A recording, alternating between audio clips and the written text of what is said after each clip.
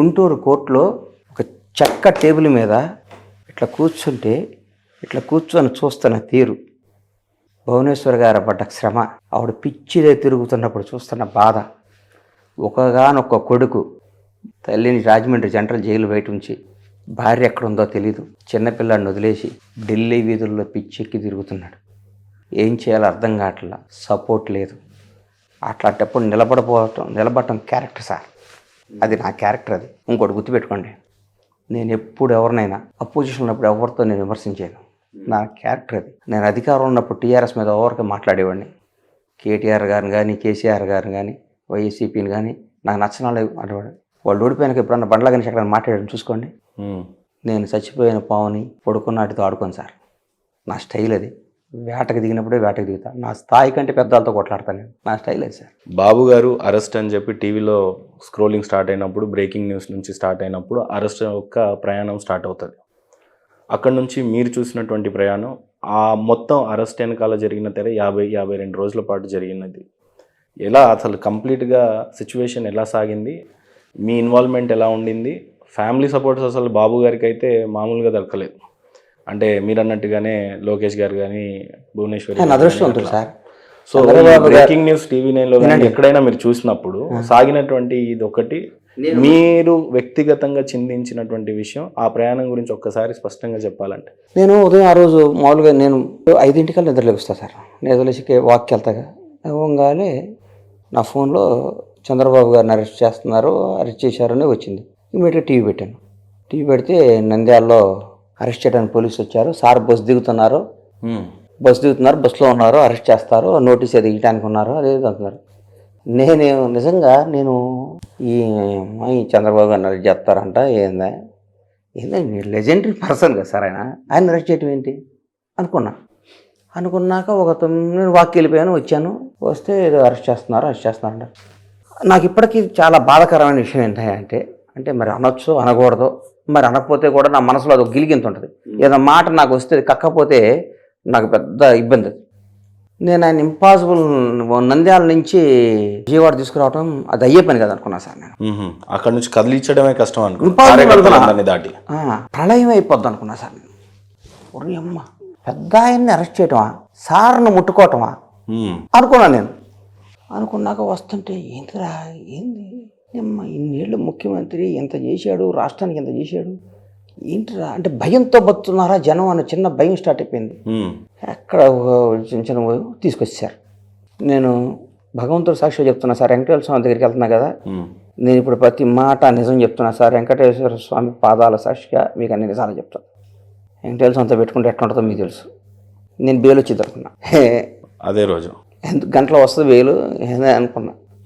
Bail చూస్తా కూర్చున్నాను sir. ఇంకా రాలా పాపం. అక్కడ ఒక లేడీ, ఒక ఆవిడ ఉండేది, మేడం, ఒక ఆవిడ, ఆ పేరు మర్చిపోయా. ఆవిడ ఎట్లా పచ్చితో మాట్లాడుతుండే ఇమ్మీడియట్గా ఫోన్ చేస్తుండే. అయిపోతుంది సార్, వచ్చేస్తుంది సార్, బెయిల్ వస్తుందని చెప్పింది. లేదు సార్, సార్ని దాన్ని ఏమంటారు, రిమైండింగ్ పంపిస్తాను.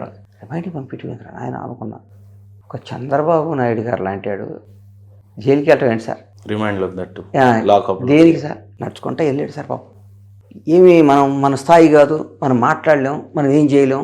అందరు పిన్ డ్రాప్ సైలెన్స్. ఎవరి కాళ్ళు ఆయన దగ్గర లబ్ధి పొందారు. ఆయన వాడుకొని ఆయన ద్వారా పైకి వచ్చి ఆయన ద్వారా వాళ్ళ స్థాయిలు ఎక్కడికో తీసుకునే వాళ్ళు కూడా ఎవరు మాట్లాడాలి. పాపం ఆవిడ వ్యాపారం ఆవిడ చేసుకుంటూ, ఆవిడ బతుకుతూ, ఆవిడ కంపెనీ ఆవిడ డెవలప్ చేసుకుంటూ, ఆవిడ పనిలో ఆవిడ ఉంటూ, భర్త కొడుకు రాజకీయాల్లో ఉంటే తన వ్యాపార సంస్థను అభివృద్ధి చేసుకుంటున్నా ఆవిడ రోడ్డు మీదకి రావాల్సి వచ్చింది. భర్త జైల్లో ఉంటే జైలు బయట ఒక చిన్న క్యారవాన్, ఇప్పుడు నేను ఉంటాను క్యారవాన్ అంటే క్యారవాన్లో ఆవిడ వచ్చి అక్కడ ఉండిపోయింది సార్ మొత్తం. అంతేగా మేడం అక్కడే ఉన్నారు 52 రోజులు. మేడం అక్కడే ఉన్నారుగా. లాస్ట్ న్యాయం గెలవాలో ఏదనుకుంటే తిరిగారు కొంతకాలం. అట్లుంటాం. యువకాలం ఒక మామూలు వ్యక్తి లోకేష్ బాబుని విమర్శించినాడు అన్నట్టు ఉండేది కదండి. ఒక మామూలు వ్యక్తి యోగాలో స్టార్ట్ చేస్తూ ప్రతిరోజు ఏఏలో ఉంటుంది చూడండి సార్, ఈరోజు ఏఏలో వస్తుంది, ఈ మధ్య ఏఏలో వస్తుంది. ఆ టైప్లో రోజుకి 100 రోజులకి 200 రోజులకి 300 రోజులకి ఇట్లా పరిణితి చెందిన ఒక వికసించిన పుష్పంలాగా ఒక మామూలుగా లేవకుండా లేచిపోయిన టర్న్ డే బై డే ఎక్కడికో వెళ్ళిపోయిన లోకేష్ బాబు. అసలు వాళ్ళ తండ్రిని తీసుకొచ్చే టైంలో ఆయన పడ్డ దగ్గర నుంచి రోజు ప్రతి బెయిల్ ఉన్న రోజు నేను ఢిల్లీలో, ఇది సాక్ష్యం సార్, నా కళ్ళ సాక్ష్యం, నేను సాక్ష్యం. ఉమ్. ప్రతిరోజు లోకేష్ బాబుని చూసేవాడిని. ఆయన డీల్ చేసిన విధానం అవన్నీ చూసి నేను అనుకున్నా, అమ్మ ఏం కొడుకుని కదా అనుకున్నా లోపల. ఆ రోజు అనుకున్నా సార్. ఈరోజు చెప్తున్నా మహేంద్ర గారు, లోకేష్ బాబు ఇండియాలో one of the greatest politician అవుతున్నాడు. ఈ రోజు ఆయన ప్రవర్తన చూడండి, అవుతాడు కదా, ఇండియాలో గ్రేటెస్ట్ పొలిటీషియన్ కాకపోతే నన్ను అడగండి. ఎప్పుడు నా నోటి నుండి వచ్చిన మాట ఎప్పటివరకు మిస్ అవ్వాలా సార్? నేను అవదు నాకు నా నోటి గవక నేను మనస్ఫూర్తిగా అంటే అది అవ్వదు. వీళ్ళు చెప్తున్నా, నారా లోకేష్ బాబు అనే లోకేష్ గారు అనేవాడు ఇండియాలో పెద్ద రాజకీయ నాయకుడు అవుతాడు. ఏంటి సార్, ఆయన ఒక మనిషి ఇట్లా కూడా మారచ్చా?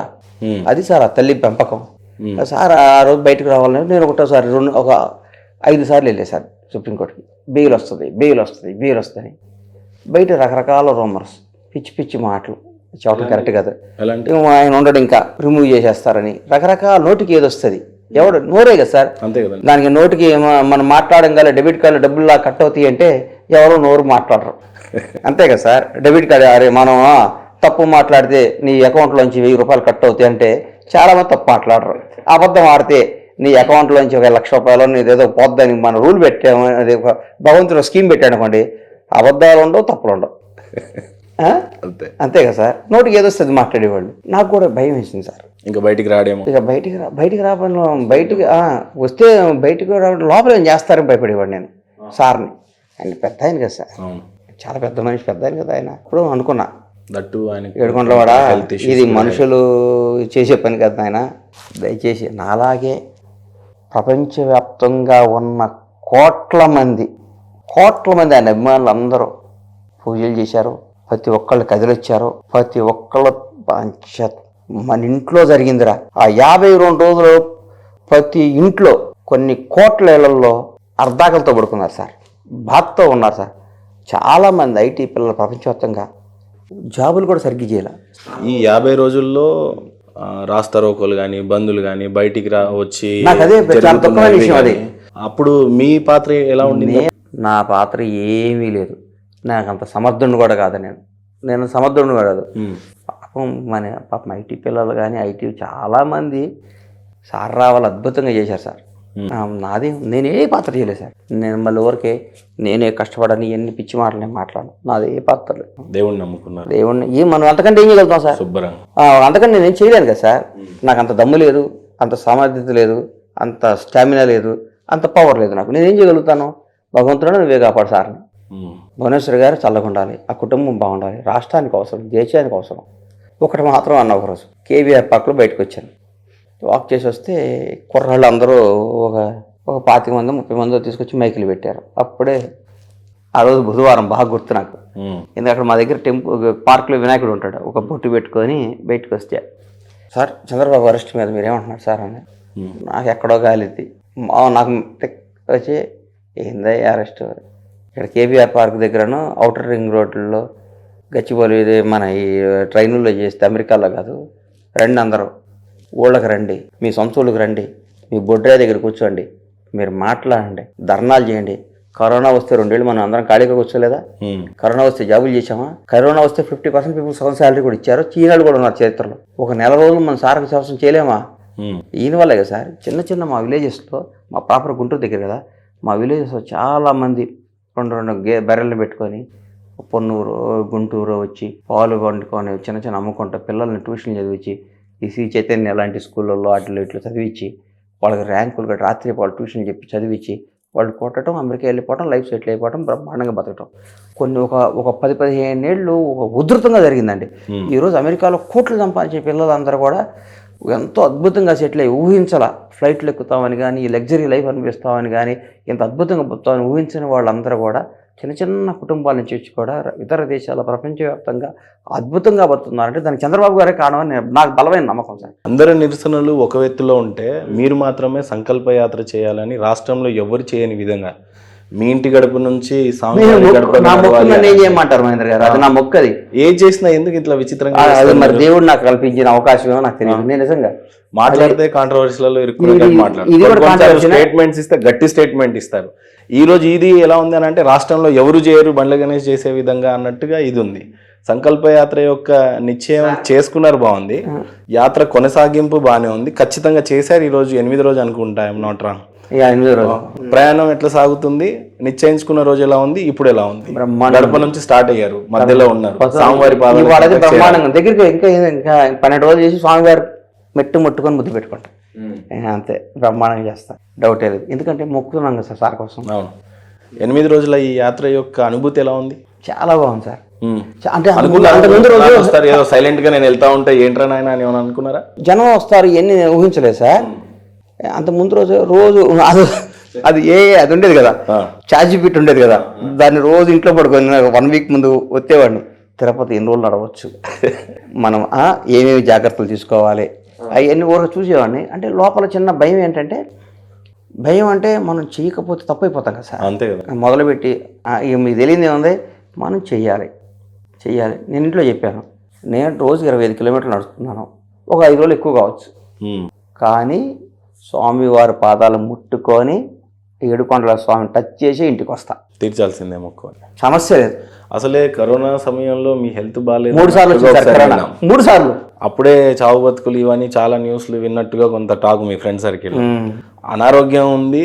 ఇప్పుడు మీ హెల్త్ కండిషన్ ఏంటో మాకు తెలియదు, కానీ ఫ్యామిలీలో మీ మేడం గారు కానీ పిల్లలు కానీ భయపడలేదా? వాక్ చేసుకుంటూ పోవాలా దారి మధ్యలో, అసలే ఎండ, మీరు కొంత ట్యాన్ కూడా భయపడే అవకాశం ఉంటుంది. అయ్యి అసలు ఏముండదు. ఒక విషయం చెప్పంటారా, చంద్రబాబు గారి కోసం, ఆ కుటుంబం కోసం నేను ప్రాణం ఇస్తానన్నా నా కుటుంబం ఆనందంగా యాక్సెప్ట్ చేస్తా సార్. ఇది వాస్తవం. కుటుంబం కూడా అది నా కుటుంబానికి తెలుసు సార్, అలా తెలుసు. వదిలేసేయండి, దీన్ని అడగద్దు మీరు దయచేసి. ఇంకోసారి చెప్తున్నా, నేను చెప్తున్నా ఏమంటారా, ఆ కుటుంబం కోసం నేను ప్రాణాలు ఇస్తానన్నా నా తల్లిదండ్రులు, నా భార్య పిల్లలు సంతోషంగా ఒప్పుకుంటారు. ఇది మీద డిస్కషన్ వద్దు. అది మా సార్కి తెలుసు, మా భువనకి తెలుసు, నాకు తెలుసు, మా కుటుంబానికి తెలుసు. వదిలేసేయండి. ఒక రోజులో 25 అంటే బహుశా నేను ఇందాక కూడా విన్నా, లోకేష్ గారి సంకల్ప యాత్రను కూడా దగ్గరుండి మేము కూడా కొన్ని మానిటరింగ్ చేశాం. ఆయన 11 కిలోమీటర్లకే సాధ్యమైంది. 25 కిలోమీటర్స్ అంటే రాజకీయ నాయకుడు కూడా చేయలేనంత సాహసం చేస్తున్నట్టుగా ఉంది. దయచేసి మీరు రేపు ఒక్కరోజు నాతో పాటు నడవాలని మనస్ఫూర్తి కోరుకుంటున్నాను. ఓకే, కిక్ ఉంది సార్ వాకింగ్ లో, అలా అద్భుతమైన కిక్. కొంత చిలిపి ప్రశ్న అడిగేదా మిమ్మల్ని? అడగండి సార్. 25 కిలోమీటర్స్ నడిచే సాగుతుందా ప్రయాణం? ఒకటి మాత్రం గుర్తుపెట్టుకోండి, అసలే బండ్ల గణేష్ గారు, మరి ఇది దేవుడి సంకల్పం.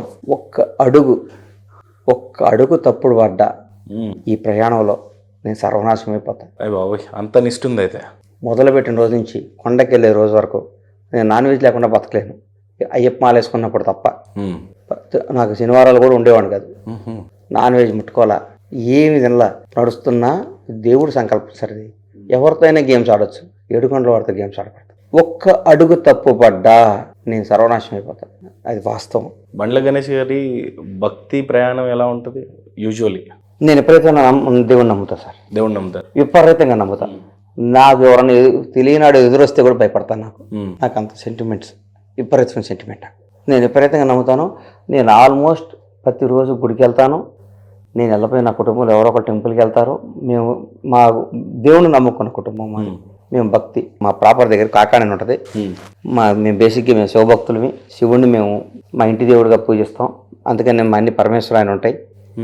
మేము ప్రతి సంవత్సరం, నేను చిన్నప్పటి నుంచి నా ఊహదే రాని దగ్గర నుంచి మా నాన్న ప్రతి సంవత్సరం మమ్మల్ని, నాకు బాగా గుర్తు, భుజాల మీద ఎక్కించుకొని కూడా తిరుమల తీసుకెళ్ళేవాడు మమ్మల్ని. మాకు మా ఏడుకొండల వాడిని, ఆ శివుడిని మేము నమ్ముకున్నాం. మేము అట్లా ముందుకు వెళ్తాం. మేము భగవంతుడిని విపరీతంగా నమ్ముతాం.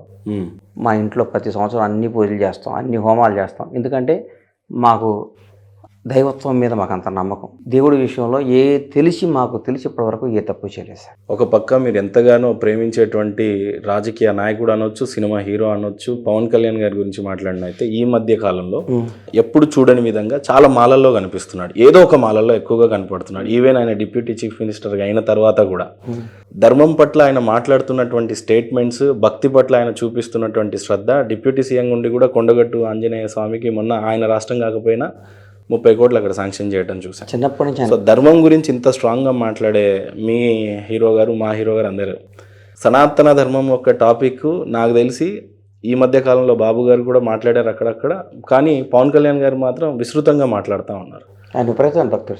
సో ఇదే సనాతన ధర్మం గురించి, భక్తి గురించి చెప్పాలంటే ఫస్ట్ సనాతన ధర్మం గురించి మీకున్నటువంటి అనుబంధం ధర్మం గురించి చెప్పాలంటే మీరు ఏం చెప్తారు? నాకు దేవుడు అంటే విపరీతమైన నమ్మకం, దేవుడు అంటే విపరీతమైన భయం. మేము ప్రతిరోజు దేవుడిని నమ్ముకొని పోతాం. నాకు వచ్చిన కష్టాలు కానీ, నాకు వచ్చిన ప్రాబ్లమ్స్ ఫేస్ చేయడంలో కానీ నన్ను బయటపడేసినట్టు భగవంతుడే నమ్ముతా. నాకు ఎవరైనా సాయం చేసినా భగవంతుడి రూపాన్ని వచ్చి, మహేందర్ గారి రూపాన్ని వచ్చి దేవుడు చేశాడు అనుకుంటాం మేము ప్రతిరోజు. అంతేగాని ఆ క్రెడిట్ నేను ఎవరికి ఇవ్వను, నేను భగవంతుడికి ఇస్తాను. భగవంతుడి రూపాన్ని, భగవంతుడు పవన్ కళ్యాణ్ రూపాన్ని వచ్చి నాకు సినిమా ఇచ్చాడు అనుకుంటాను నేను. ఆయన అందులో చూసుకుంటా. చంద్రబాబు నాయుడు గారు భగవంతుడి రూపాన్ని వచ్చి నాకు ఈ పని చేశాడు అని నేను అనుకుంటా. ఇంకొకటి ఎవరైనా సాయం చేసినా ఏడుకొండల వాడు చెప్పించాడు అంటే నేను భగవంతుని అంత గట్టిగా నమ్ముతా. బండ్ల గణేష్ గారు వ్యక్తిగతంగా సనాతన ధర్మంని ఏ పాయింట్ ఆఫ్ వ్యూలో చూస్తారు? నాకు సనాతన ధర్మం మీద వాటి మీద అంత పెద్ద కమెంట్ లేకుండా నాకు తెలియని విషయాలు నేను మాట్లాడి సార్. భక్తి మీద భక్తి మీద విపరీతమైన ఉంది. నా 16th ఇయర్, నా 16 సంవత్సరాల నుంచి 18 సంవత్సరాలు 41 రోజులు శబరిమల వెళ్ళి సార్. 18 నేను ఇప్పటి వరకు 34 సంవత్సరాలు శబరిమల వెళ్ళి వచ్చాను. 34 years నాకు అయ్యప్ప స్వామి దగ్గరికి. అంటే ఆ 34లో ఒక 10-12 సంవత్సరాలు 21 days చేశాను. 18 days without fail, without break.